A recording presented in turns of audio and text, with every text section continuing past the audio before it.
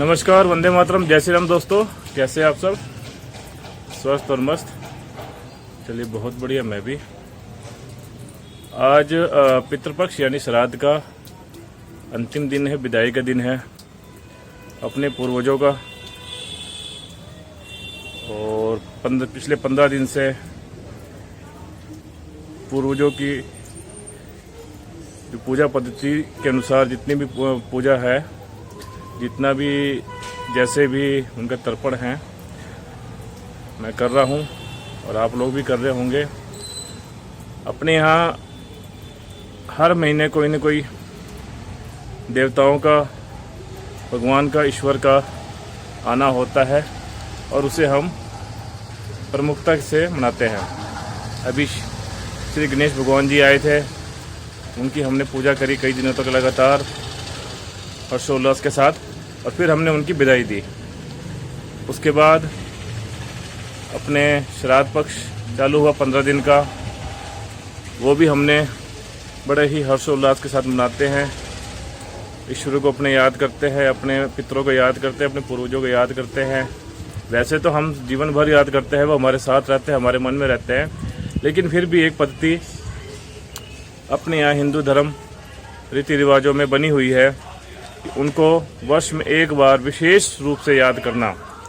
रोजाना याद करना वो एक अलग चीज़, एक विशेष रूप से याद करना वो भी एक महत्वपूर्ण अपनी हिंदू जीवन पद्धति का हिस्सा है।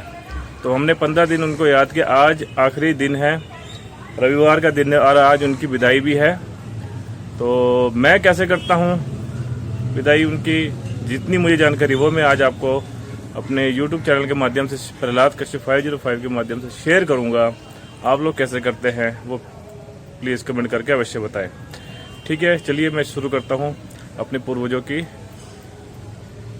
आज उनकी श्राद्ध की, पितृपक्ष की अंतिम विदाई का कार्यक्रम।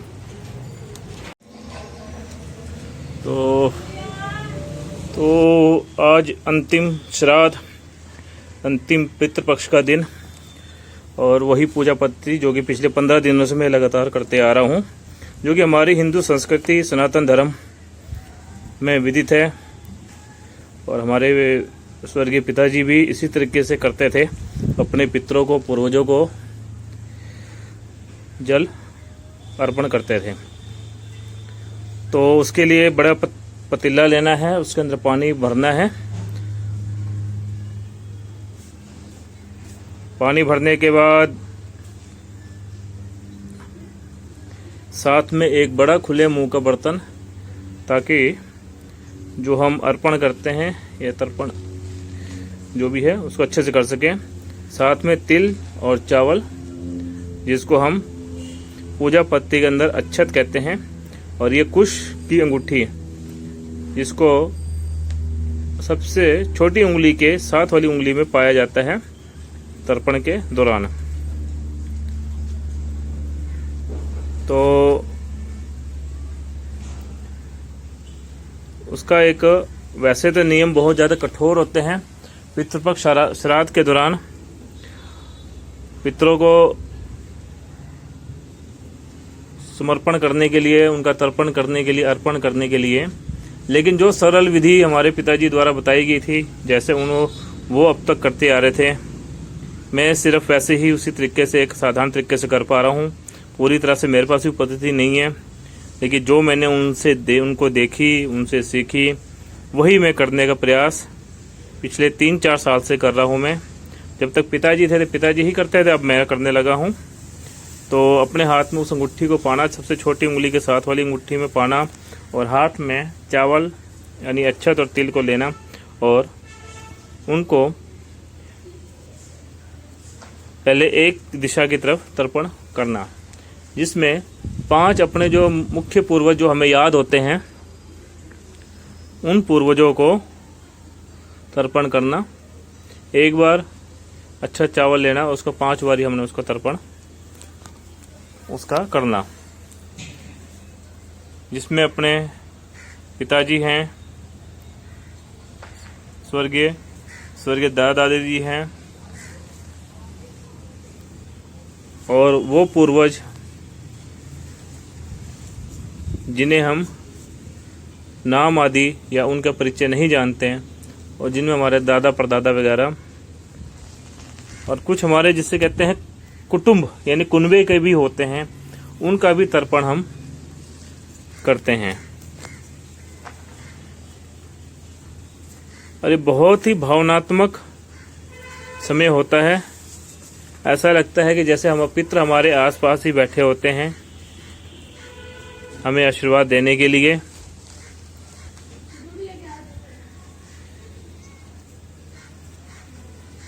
हमें अपना प्यार प्रेम देने के लिए। 15 दिन का पक्ष बहुत ज़्यादा मन को संवेदना देने वाला होता है,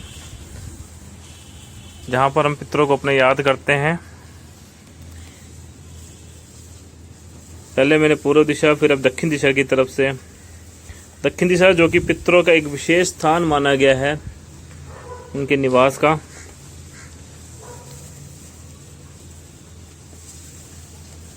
जिसको 15 दिन से लगातार मैं करते आ रहा हूँ, और आज 15वां दिन है, आखिरी दिन है, अंतिम दिन है।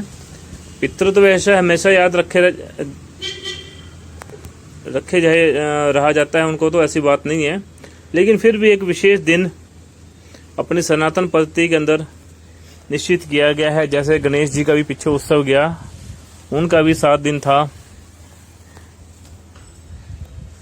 फिर अभी नवरात्रे आ रहे हैं, 9 दिन के नवरात्रों का होता है। ऐसे ही अपने पितृपक्ष श्राद्ध पक्ष भी होता है, जो कि 15 दिन का होता है, जिसमें उनको हम याद करते हैं। उनके समर्पण में जो भी हो सके वो कार्य करते हैं। पश्चिमी दिशा की ओर अब चौहो दिशा में जहाँ भी हमारे पितृ बैठे होते हैं, उनके लिए तर्पण हम करते हैं। यह एक बहुत ही भावनात्मक भाव होता है जो कि करा जाता है, और उनकी आत्मा की शांति के लिए, उनकी सद्गति के लिए ईश्वर उनको अपने चरणों में स्थान दें, ऐसी विशेष प्रार्थना करते हुए भी हम ये तर्पण करते हैं। और अपना आशीर्वाद अपने वंशजों पर बनाए रखें, उनकी सफलता के मार्ग प्रशस्त करें, ऐसी मनोकामना के साथ चारों दिशाओं से हमने उनका तर्पण करना होता है 15 दिन लगातार। बीच में जो समय होता है वो भी एक विशेष आता है, जिसमें उनके जो प्रेजेंट में या तो पिताजी हों या दादा दादी हों, दादाजी हों, जिनकी तिथि या तारीख याद हो, उस दिन भी तर्पण किया जाता है। मैं भी 2 तरह से करता हूँ। हमारे पिताजी की भी बीच में एक तिथि आती है, वहाँ पर तर्पण करता हूँ, जिसके अंदर उनको खीर, पूड़ी, हलवा, सब्जी, मिष्ठान आदि का भोग लगाकर उनका मैं तर्पण करता हूँ। आज अंतिम श्राद्ध है, अंतिम पितृपक्ष है। अंतिम दिन उन पूर्वजों का जो अन कहें, जो कि मेरी जानकारी में नहीं है, जिन्हें मैं नहीं जानता, जिन्हें मैं नहीं पहचानता, उनके लिए मैं ये करता हूँ, ताकि वो भी अपने स्थान पर सुख शांति से प्रभु के चरणों में रहें। ये चौहो दिशा से मैंने उनको जल, अक्षत और तिल से तर्पण कर दिया है, और उनको मैं नमस्कार करता हूँ बारंबार। कोई मेरे से भूल चूक हो उसको क्षमा करें। सूर्य भगवान को भी मैं जल अर्घ दूंगा, वो भी मेरा इस समर्पण स्वीकार करे और मुझसे अपना आशीर्वाद दे, ताकि मैं दुख दरिद्रता से बचा रहूं, और मेरा परिवार भी। चौहों दिशाओं को, सभी पूर्वजों को मेरा नमस्कार हो। और अब मैं आगे जो तैयारी करूँगा वो अंतिम पक्ष में उनको भोजन यानी प्रसाद खिलाने की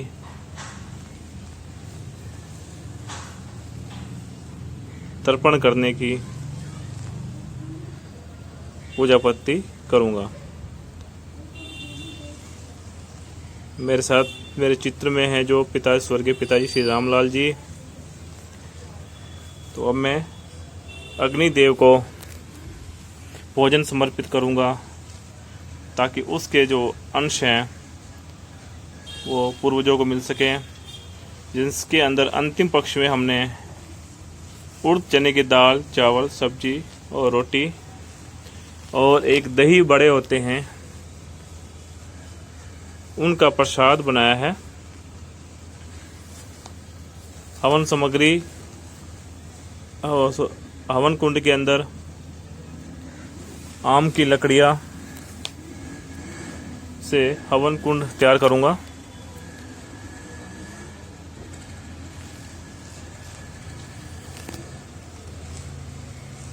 जो तर्पण है पितृपक्ष श्राद्ध का 5 भागों में बांटा गया है। एक भाग अग्निदेव को, दूसरा भाग गौ माता को,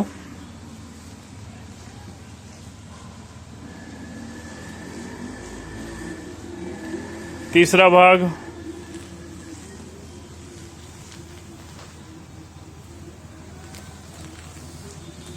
कौवे को, चौथा भाग श्वाक यानी कुत्ते को और 5वां अंतिम भाग चींटी को। 5 भागों में पितृपक्ष श्राद्ध में जो तर्पण में दिया जाता है वो इनको बांटा जाता है।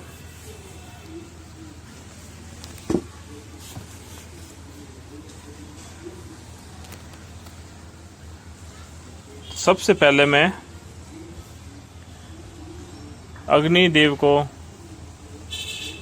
भोजन प्रसाद अर्पित करूंगा।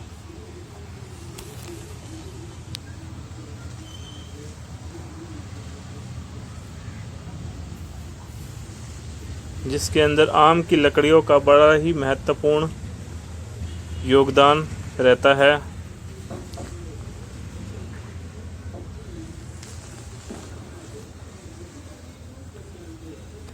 उसके बिना अपनी पूजा पद्धति जो है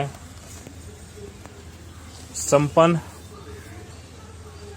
नहीं हो पाती है।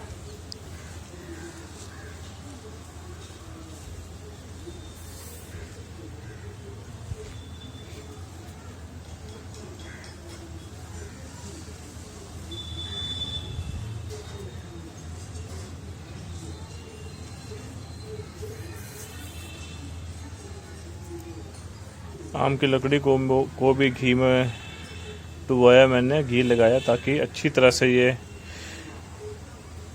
पकड़ सके आम की लकड़ी को अग्नि। छोटी छोटी लकड़ियों से हवन कुंड का निर्माण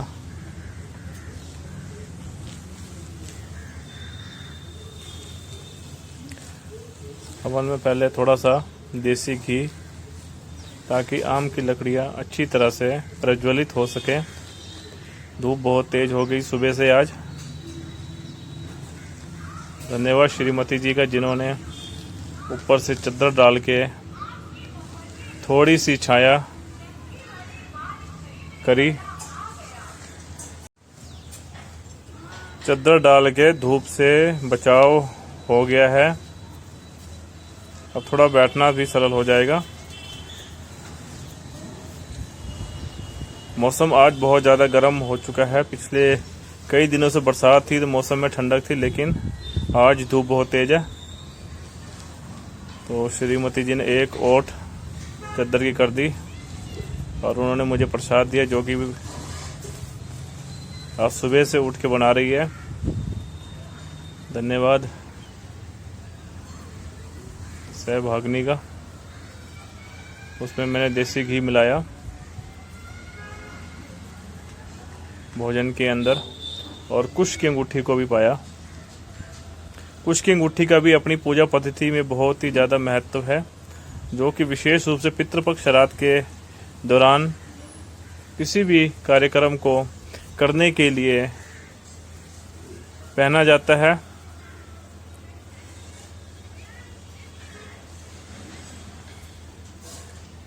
जिसमें प्रसाद के अंदर दाल, उड़द चने की दाल है, चावल है, दही और रोटी को मिक्स करा।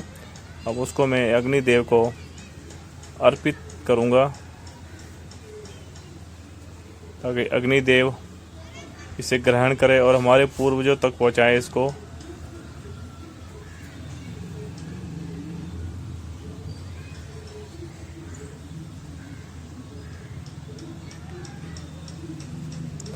हवन कुंड का धुआं बहुत ही शुद्ध और ऑक्सीजन वाला होता है, जो कि वातावरण को भी बहुत शुद्ध करता है, आत्मा को भी शुद्ध करता है।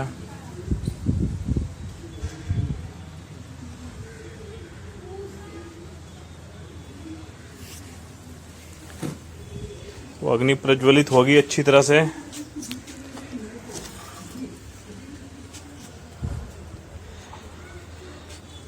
ये पहला निवाला मैंने अग्निदेव को समर्पित किया, ये दूसरा निवाला,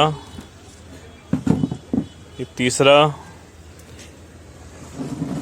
ऐसे मैं अपने सभी पूर्वजों के नाम लेके, जिनका मुझे ध्यान है, स्मरण है, तो वो मैं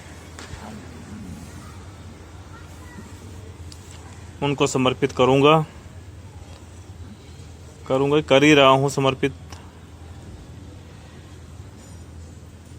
अग्निदेव में। और अग्नि भी बहुत अच्छी जल रही है, किसी तरीके से कोई रुकावट नहीं आ रही है। नहीं तो यदि हमारे पितृ खुश नहीं होते हैं तो अग्नि भी ढंग से नहीं जलती है, ऐसा भी कहा जाता है।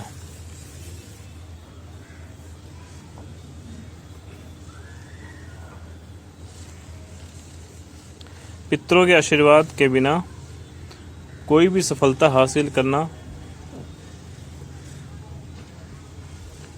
नामुमकिन है।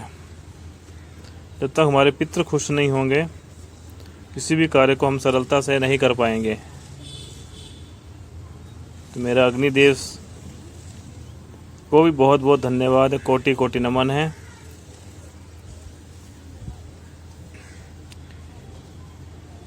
अब दूसरी दिशा से, पश्चिमी दिशा को मैं दे चुका हूँ। अब उत्तरी दिशा में बैठे अपने पूर्वजों को मैं समर्पण,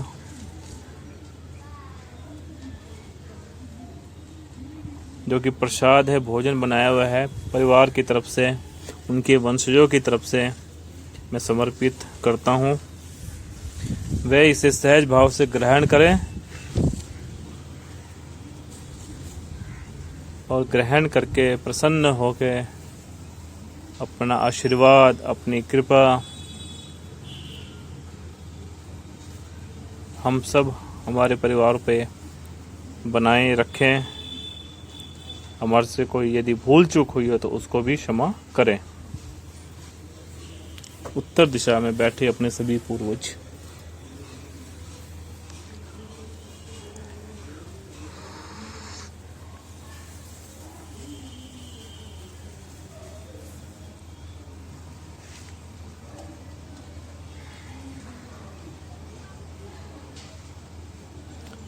जितने भी पूर्वज याद हैं, उन सभी पूर्वजों के समर्पण मैंने अपने इस भोग में उनको किया है। यदि वो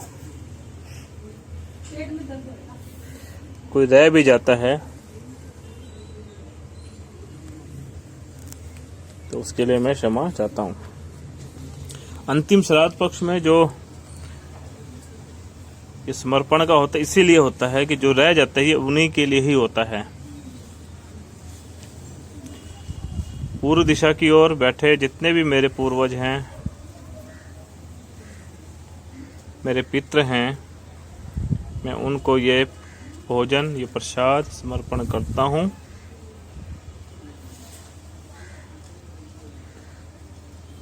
वो इसे सहज भाव से ग्रहण करें और प्रसन्न चित्त होकर अपना आशीर्वाद, अपना कृपा अपने वंशजों पर, अपने परिवार पर बनाए रखें। और यदि कोई भूल चूक होती है तो उसको भी क्षमा करें।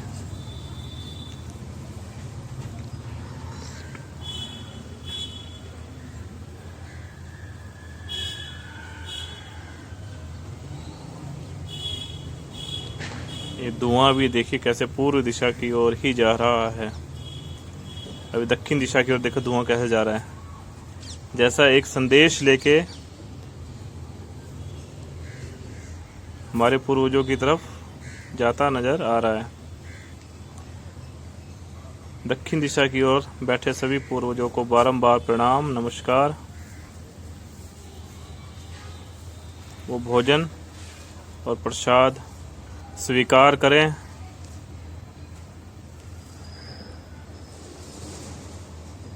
और अपनी कृपा दृष्टि, अपना आशीर्वाद, अपना स्नेह और अपना प्रेम अपने पूर्वजों, वंशजों, अपने परिवार पर बनाए रखें।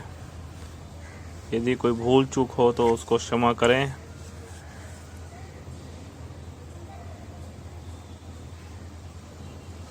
चहुं दिशा में फैले मेरे पूर्वज इस प्रसाद को, इस भोग को, इस भोजन को ग्रहण करें। अग्नि देवता भी भरपूर मात्रा में प्रज्वलित हो रहे हैं।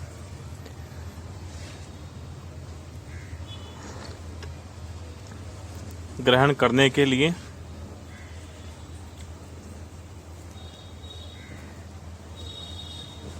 चहुं दिशा में बैठे सभी पूर्वजों को ये प्रसाद भोजन समर्पण हो।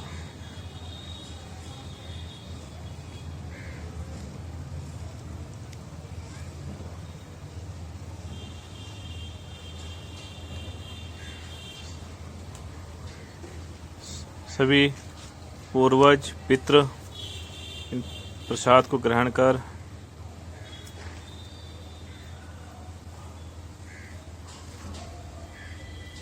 ईश्वर के चरणों में विराजमान हों। दक्षिण दिशा के भी सभी देवताओं, पूर्वजों और पितरों को मैंने ये तर्पण, ये समर्पण किया है। जहाँ भी हैं वो इसे ग्रहण करें और अपना आशीर्वाद बनाए रखें।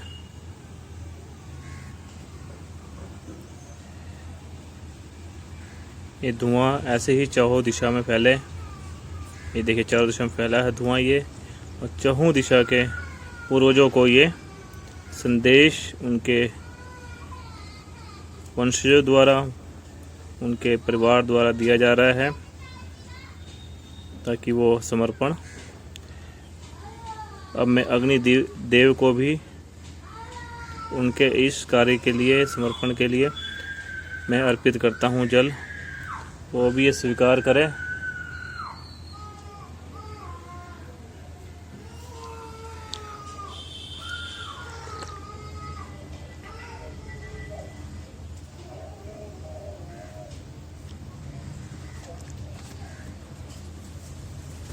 अग्निदेव को मैं जल समर्पित करता हूँ, उन्हें प्रणाम करता हूँ, उनका धन्यवाद करता हूँ। उन्होंने इसको स्वीकार करा और मुझ पर आशीर्वाद दे, मेरे पे कृपा बनाए रखें, परिवार पर, मेरे वंशजों पर। इस तरह से मेरा ये समर्पण का जो उनको भोग था वो संपन्न होता है।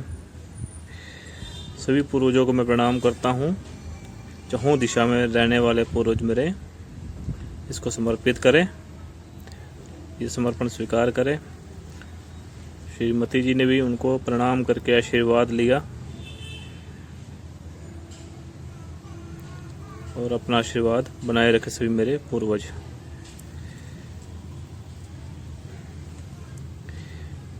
जो ठंडी हो चुकी है हवन कुंड और प्रसाद जो था अपने स्वाहा के बाद अब इसको इकट्ठा करूँगा। इकट्ठा किया, इकट्ठा करने के बाद इसको प्रवाहित करूँगा। इसमें पहले से भी पीछे 10 दिन पहले का भी हवन सामग्री है। अब इसको मैं यमुना मैया को प्रवाहित करूँगा।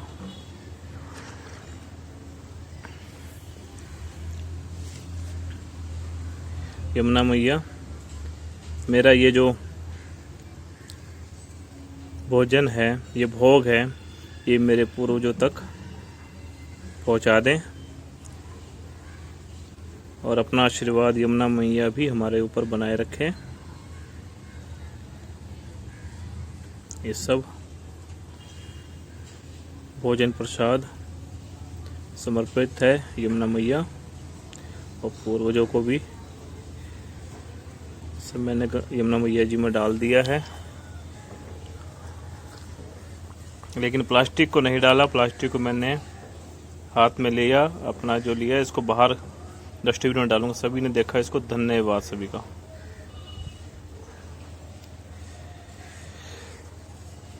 सभी का बहुत बहुत धन्यवाद।